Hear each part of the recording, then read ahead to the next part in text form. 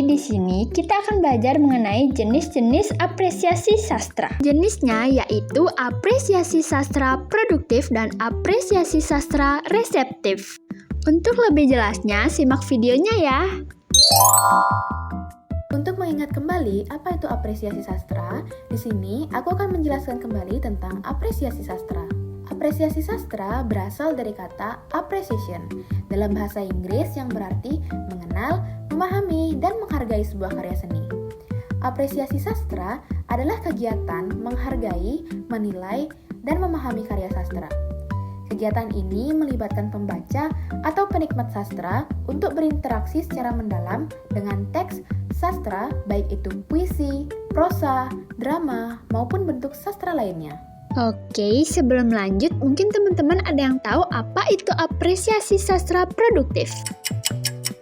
Yeay, jadi benar ya, apresiasi sastra produktif adalah kegiatan mengapresiasi suatu karya yang ditekankan pada proses kreatif dan penciptaan. Dengan kata lain, cara mengapresiasinya yaitu dengan menghasilkan karya baru. Dalam apresiasi produktif terdapat dua pendekatan. Yang pertama, pendekatan parafrasis. Pendekatan parafrasis adalah pendekatan yang melibatkan pengungkapan kembali suatu karya dengan kalimat sendiri atau menggunakan bahasa sendiri. Dalam konteks sastra, ini bisa berarti menulis ulang puisi atau cerita dengan gaya bahasa yang berbeda atau menceritakan kembali isi karya dengan cara yang lebih sederhana. Yang kedua merupakan pendekatan analitis. Pendekatan analitis merupakan pendekatan yang melibatkan analisis mendalam terhadap unsur-unsur karya, seperti tema, karakter, alur, dan gaya bahasa. Setelah analisis, apresiator dapat menghasilkan karya baru yang terinspirasi oleh elemen-elemen tersebut, misalnya menulis cerita dengan tema yang sama atau menciptakan karakter yang mirip. Berikut adalah contoh-contoh dari apresiasi produktif. Yang pertama, mengarang karya sastra baru berdasarkan tema atau tokoh dalam karya sastra. Sebagai contoh, seorang pembaca atau penulis dapat terinspirasi oleh novel Bumi dari karya Tere Liye. Mereka bisa menulis cerpen atau puisi yang mengangkat tema persahabatan sejati, petualangan lintas dimensi, atau pencarian jati diri. Menggali lebih dalam tentang karakter-karakter yang memiliki kekuatan unik dan petualangan di dunia paralel. Misalnya, menulis sebuah cerita pendek yang bercerita tentang seorang anak yang menemukan pintu rahasia ke dunia paralel dan bertemu dengan teman-teman baru yang memiliki kemampuan luar biasa. Meneruskan semangat petualangan dan persahabatan yang diwariskan oleh para tokoh dalam Bumi. Nah, contoh yang kedua adalah membuat analisis atau kritik yang membangun. Seorang pembaca dapat menyusun esai kritis mengenai film Kartini karya dari sutradara Gina Esnoer. Dalam esai tersebut, penonton bisa membahas relevansi tema perjuangan perempuan dalam konteks sosial zaman sekarang dan bagaimana penggambaran karakter Kartini menginspirasi penonton untuk melihat hubungan antara tradisi dan kebebasan individu. Nah, contoh yang ketiga dan contoh yang terakhir adalah mengadaptasi karya sastra ke dalam bentuk lain. Sebagai contoh, seorang seniman bisa mengadaptasi novel Laskar Pelangi karya Andrea Hirata ke dalam bentuk film. Dengan pendekatan yang berbeda, seniman bisa mengekspresikan ide dan konflik dalam karya tersebut melalui medium yang lebih visual, yang tentunya membawa nuansa baru dan menarik bagi audiens. Contoh lainnya adalah menggunakan puisi Hujan di Bulan Juni karya dari Sapardi Djoko Damono menjadi sebuah musikalisasi puisi. If you're happy and you know it.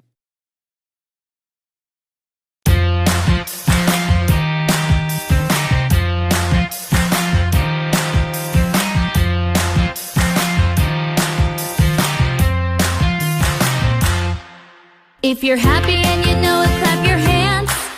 If you're happy and you know it, clap your hands. If you're happy and you know it and you really want to show it, if you're happy and you know it, clap your hands. If you're happy and you know it, stomp your feet. If you're happy and you know it, stomp your feet. If you're happy and you know it and you really want to show it, if you're happy and you know it, stomp your feet.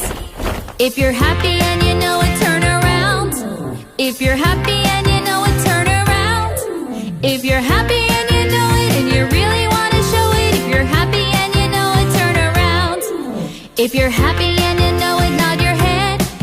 If you're happy and you know it, nod your head. If you're happy and you know it and you really want to show it, if you're happy and you know it, nod your head. If you're happy and you know it, shake your legs. If you're happy and you know it, shake your legs. If you're happy and you know it and you really want to show it, if you're happy and you know it, shake your legs. If you're happy and you know it, snap your fingers. If you're happy and you know it, snap your fingers. If you're happy and you know it and you really want to show it, if you're happy and you know it, snap your fingers. If you're happy and you know it and you really want to show it, if you're happy and you know it, clap your hands. Halo teman-teman, untuk selanjutnya di sini aku akan menjelaskan tentang apresiasi reseptif. Apresiasi reseptif merupakan suatu kegiatan apresiasi sebuah karya dalam bentuk menghargai karya sastra dengan menggunakan teori resepsi pada sebuah karya sastra. Teori resepsi ini memiliki makna bahwa suatu pendekatan dalam kajian sastra yang memfokuskan pada peran pembaca dalam memaknai sebuah karya sastra. Resepsi juga diartikan terbuka atau menerima, sehingga pada tahap ini pembaca akan mulai memahami dan menelaah suatu isi karya sastra yang telah dibacanya. Secara sederhananya, apresiasi reseptif merupakan pemberian penghargaan, penilaian, dan penghayatan terhadap karya sastra yang ditargetkan untuk anak-anak, baik dalam bentuk puisi, prosa, maupun drama. Kegiatan ini dapat dilakukan dengan membaca teks sastra, mendengarkan pembacaan karya sastra, atau menyaksikan pementasan drama anak. Selanjutnya di sini ada pendekatan dalam apresiasi reseptif. Yang pertama ada pendekatan emotif. Nah, pendekatan emotif ini merupakan sebuah metode untuk memahami karya sastra dengan cara mengidentifikasi unsur-unsur yang membangkitkan emosi atau perasaan pembaca. Tujuannya untuk membantu pembaca dalam menikmati dan menghargai nilai-nilai dan juga keindahan yang ada dalam karya sastra tersebut. Yang kedua, ada pendekatan didaktis. Nah, pendekatan ini merupakan metode untuk memahami karya sastra dengan fokus pada pencarian pesan atau amanat yang terkandung di dalamnya. Tujuannya adalah untuk mengidentifikasi dan memahami gagasan, tanggapan evaluatif, dan sikap yang terwujud dalam pandangan etis, filosofis, atau agamis. Yang ketiga, ada pendekatan analitis. Jadi, pendekatan analitis ini merupakan suatu metode yang digunakan dalam memahami karya sastra dengan cara menganalisis gagasan yang disampaikan pengarang, cara pengarang menyajikan gagasan tersebut, sikap pengarang, serta unsur-unsur intrinsik yang membangun karya sastra tersebut. Nah, pemahaman antar elemen-elemen tersebut dapat membantu pembaca dalam melihat bagaimana keselarasan dan kesatuan terbentuk dalam karya sastra yang telah dianalisis. Berikut ini merupakan beberapa contoh dari apresiasi sastra reseptif. Yang pertama yaitu resensi buku yang berjudul 5 cm. Buku ini ditulis oleh Doni Dirgantoro dan diterbitkan oleh Grasindo pada tahun 2005. Genre pada buku ini yaitu petualangan. Novel yang berjudul 5 cm mengisahkan tentang 5 orang sahabat yang telah menjalin persahabatan selama 7 tahun. Pesan utama yang ingin disampaikan adalah tentang semangat pantang menyerah dan bagaimana mimpi harus diperjuangkan. Gaya bahasa yang digunakan dalam novel ini adalah bahasa yang santai dan mudah dipahami. Selain itu, Doni Dirgantoro selaku penulis novel ini juga berhasil menggambarkan keindahan alam Indonesia, yaitu Gunung Semeru dengan deskripsi yang detail. Yang kedua yaitu analisis puisi. Puisi yang berjudul Aku, karya Chairil Anwar, mengisahkan tentang perjuangan seseorang yang mempunyai semangat yang tinggi dan tidak mengenal kata lelah, sakit, walaupun ia terluka. Diksi yang sederhana dan lugas membuat puisi ini mudah dipahami. Baris, aku mau hidup 1000 tahun lagi, menjadi simbol semangat hidup yang abadi dalam sastra Indonesia.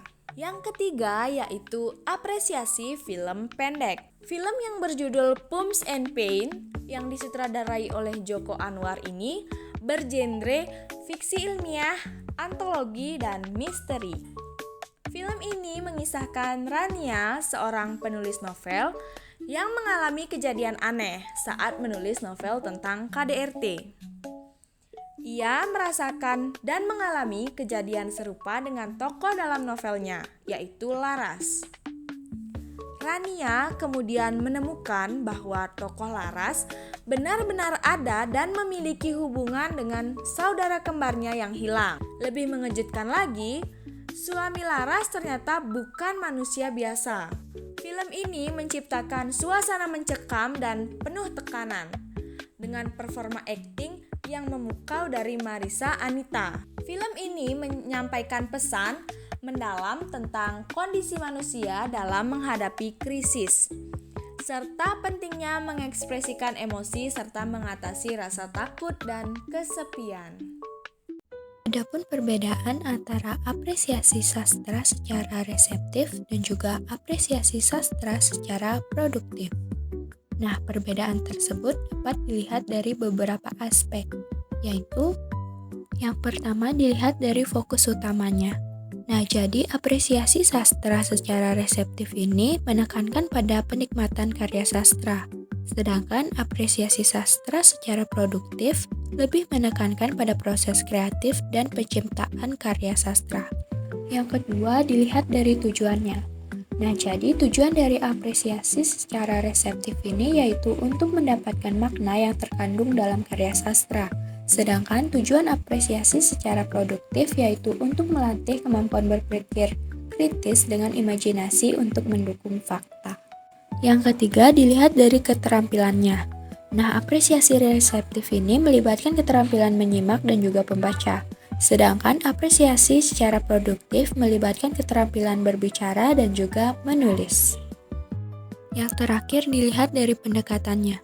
Nah, jadi apresiasi secara reseptif ini menggunakan pendekatan emotif, didaktif, dan juga analitis. Nah, sedangkan apresiasi produktif menggunakan pendekatan parafrasif dan juga analitis. Nah, karena kalian sudah menyimak video sebelumnya, jadi ayo kita kerjakan kuis berikut ini. Baik, sekian mengenai jenis-jenis apresiasi sastra. Semoga kalian dapat mengerti ya apa yang sudah dijelaskan. Sampai jumpa lagi, terima kasih.